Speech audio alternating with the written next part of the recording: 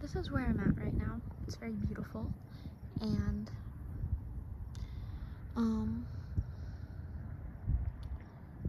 I feel like it's not really the stillness that we fear, but everything that surfaces within the stillness. And that's what I've been avoiding a lot lately, is sitting with the stillness. And I was just thinking as I was sitting here, like, even nature is never completely still. Like, everything is always moving, even if it's really gentle, like this grass right now. And even the clouds, they very, very slowly kind of inch across the sky. But I did find this little couch out here, very random, very quiet spot. And I'm kind of hoping that no one else comes up here. I'll be fine with someone joining me, having a little conversation with me on this chair. I like people, but I feel like I kind of just need this moment alone. Now that I found this place, I'm going to come to it all the time. And I don't think that it's private property. I would not assume that it is, because it seems like a very weird spot for private property, but I just think that maybe I need to give myself some space in order to get kind of all of the unspoken words out of the way, like you do before having a conversation, like we should, not should in the way that we, place blame onto it, but in the way that people don't say what they really mean a lot of the times. They don't make time and presence for their pain, for their shadows, for all the repressed parts of them to express themselves freely.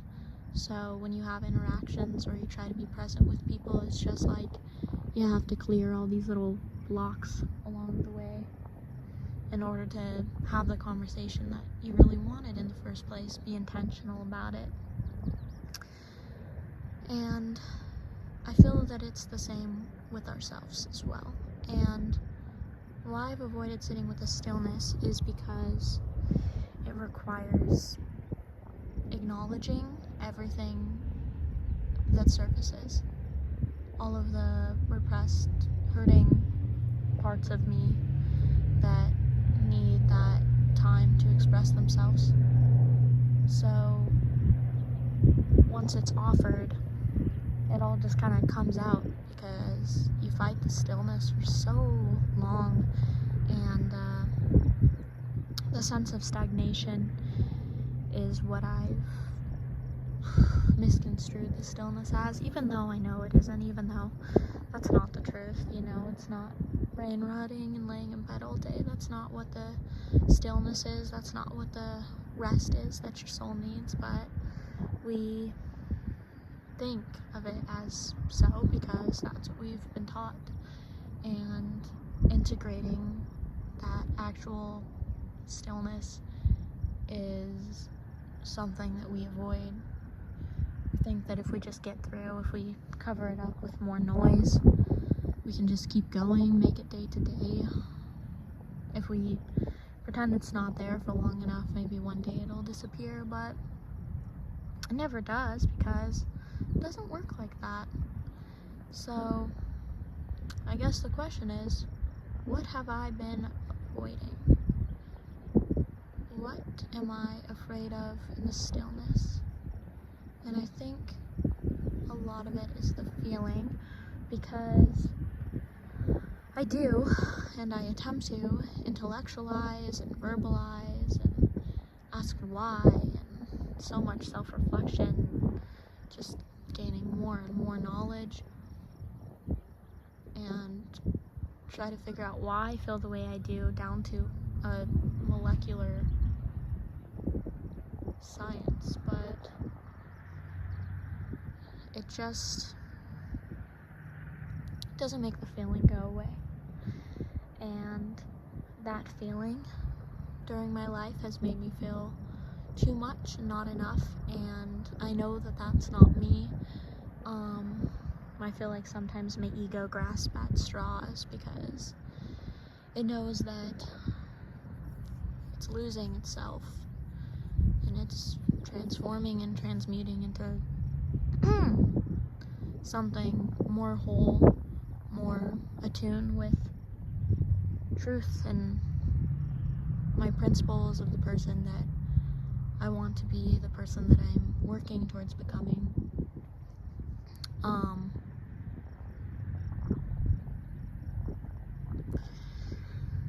And I got back from my hot springs trip, so I guess I can talk about that. I did want to make a video about that originally, and time has passed, and I don't feel the need as much, but just because I've talked about it, I feel like I've said a lot of what I needed to say. But it was interesting because I was very integrated. I feel like I was able to find peace in moments of chaos. A lot of unspoken weight, a lot of unspoken pain, and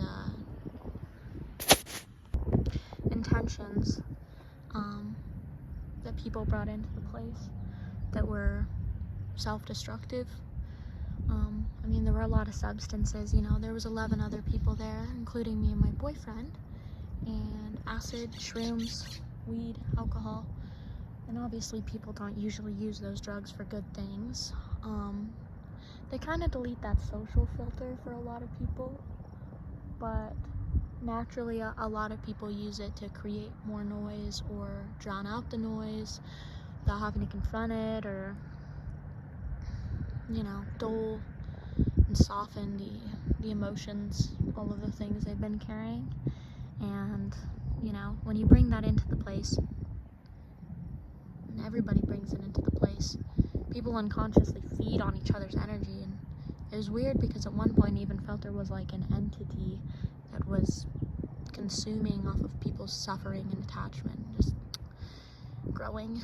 And I felt incredibly attached to the astral plane and less attached to the institutionalized plane. It was like reality was subtext to decode, and I saw everything for the way that it was, the kind of wounds that people were carrying, what they wanted to say but they felt that they couldn't, the pain that they've buried, the way that they interacted with each other, their behavior, their words, just observing them.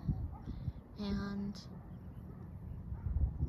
I mean, it was intense. It was very intense.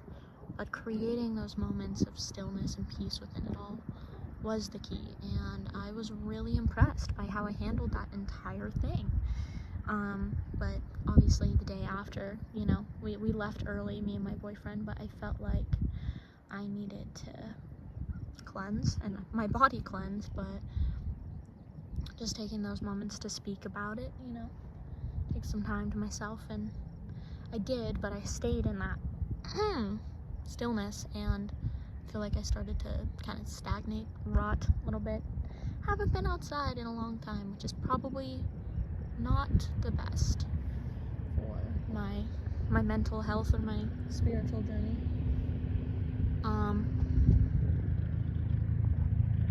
I hear a car over there or something, but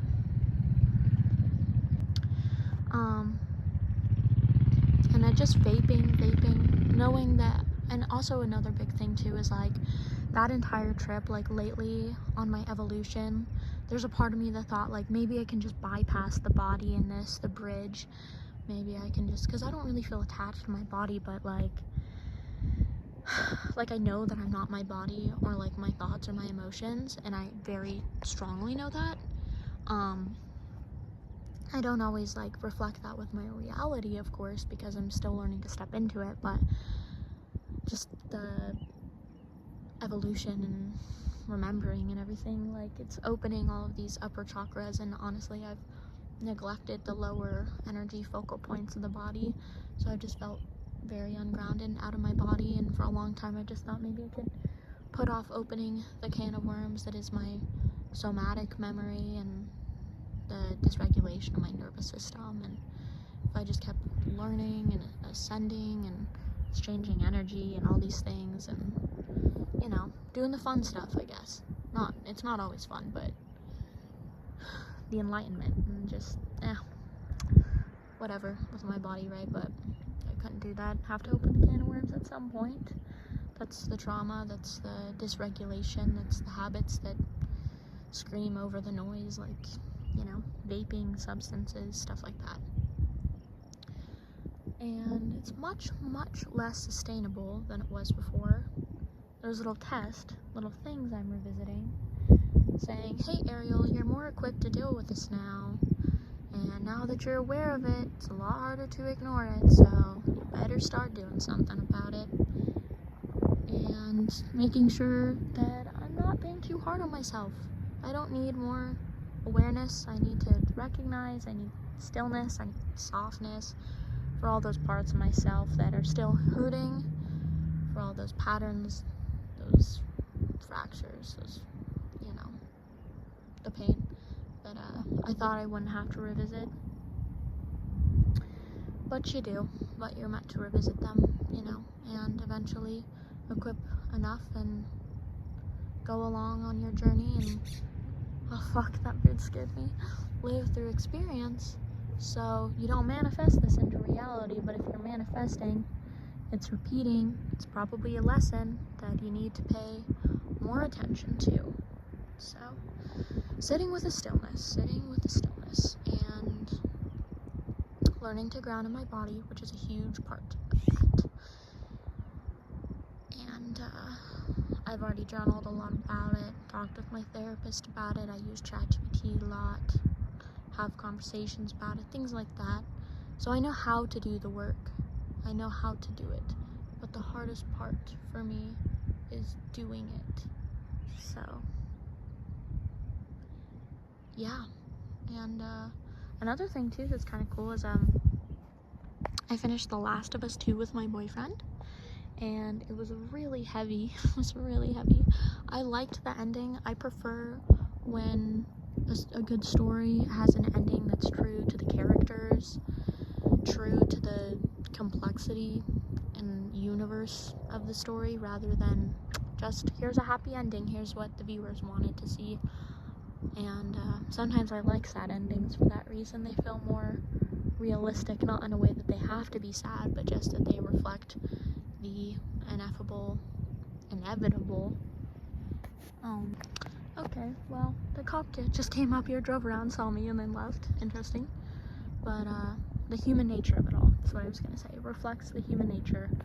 So a lot of times humans don't change, and endings reflect that.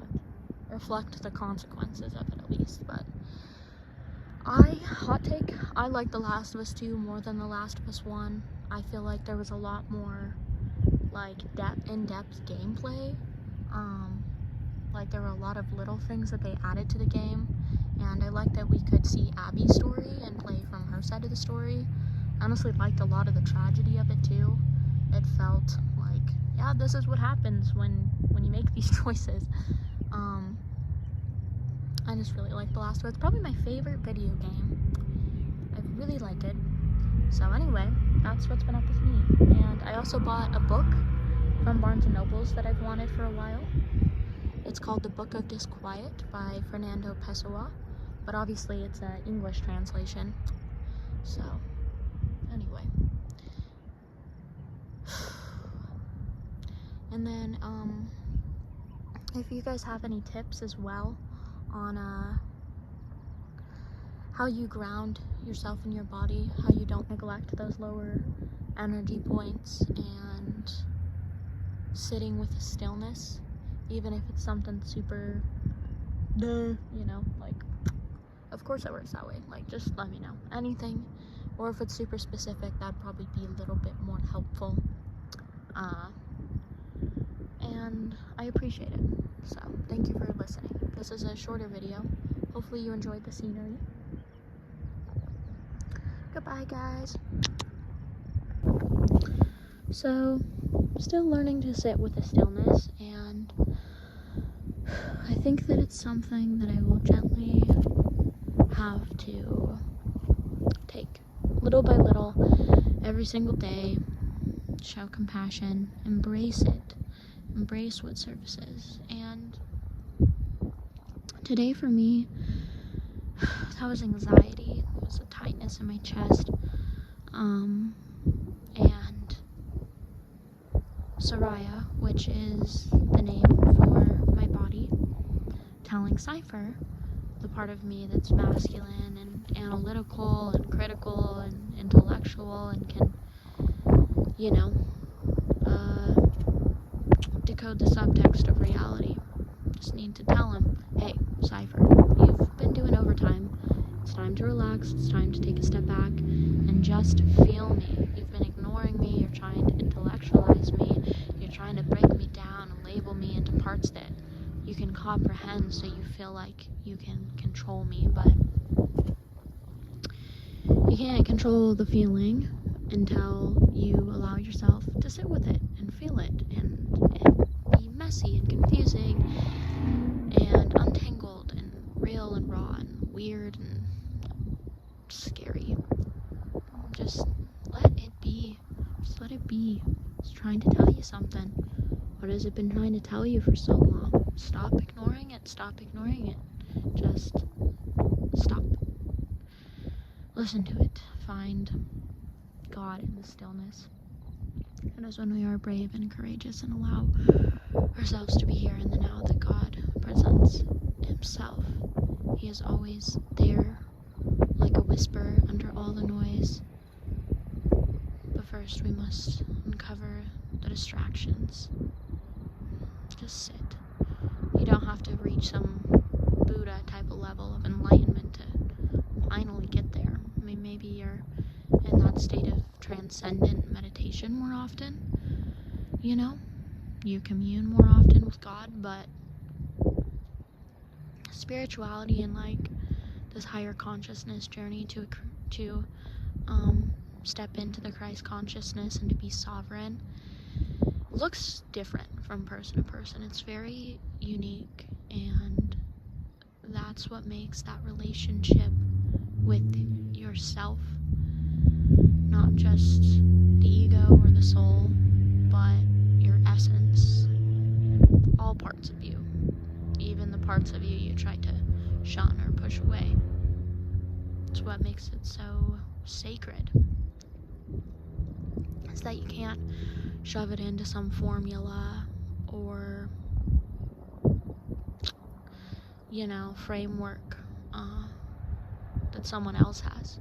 Because everybody's journey is just so vastly different. It's allowing it to look different, not trying to force it into this picture that maybe you've outgrown, or maybe was never your picture to begin with. Maybe it starts to change and different colors start to bleed onto the page and it doesn't look at all how you thought it would.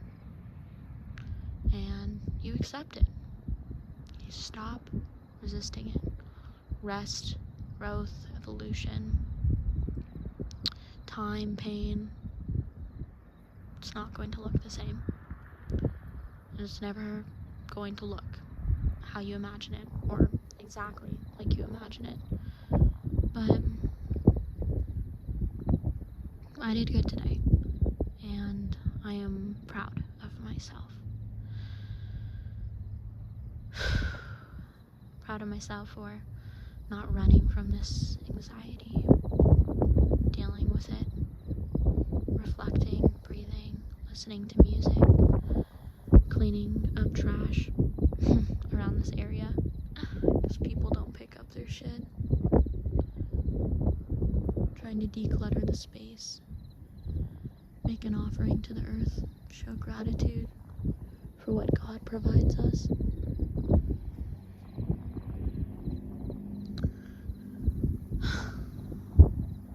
So blue.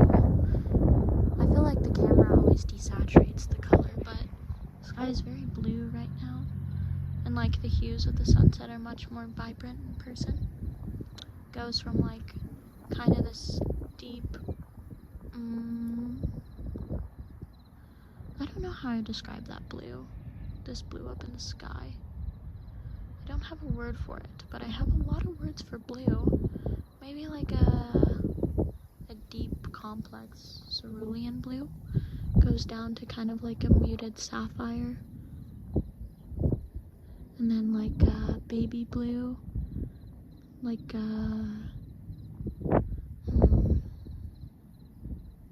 cornflower. A soft yellow. And like a very subtle rose orange to like the indigo slope of the mountains. And then the urban stars, the twinkling city lights,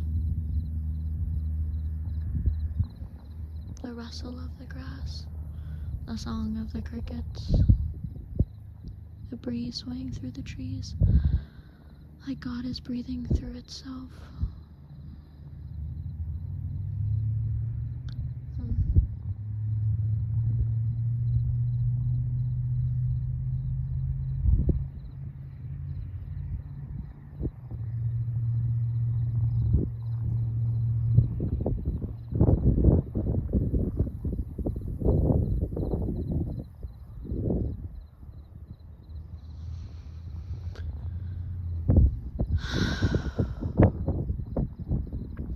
If you're watching it and you've made it this far, let's take some deep breaths together. You can take them however you want. I'm going to do 3 deep breaths into my belly. Can't hurt anything. Usually when I do meditations, it can be nice for people to pace them out with numbers, but I usually like to fall into my own rhythm, so providing that space for the both of us.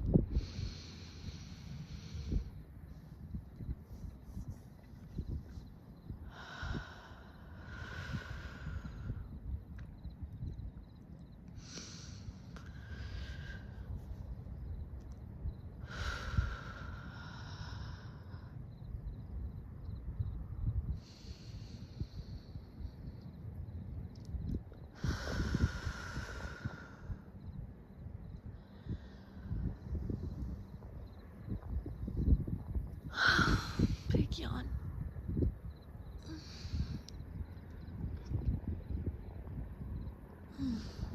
Big stretch.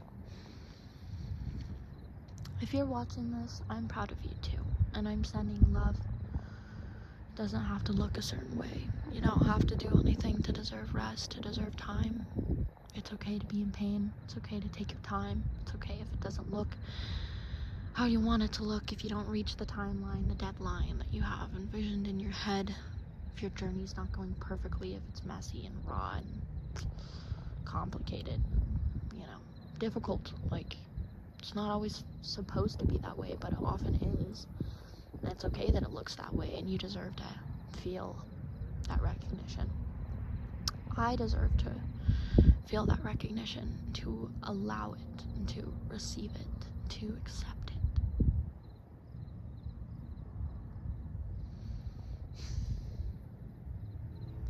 This is my favorite spot.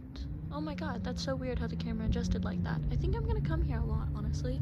And also, when I was cleaning, I saw like a snake skin and I thought it was trash, so I picked it up, and then I realized and I was like, oh my god, wait, there's totally snakes out here. So anyway, I'm gonna pack up my stuff and leave because it's dark. I think I might do some reading and clean up my space. And also, I swear to god, just after that anxiety, bro, I swear there's something in the fucking grass. Okay, bye guys.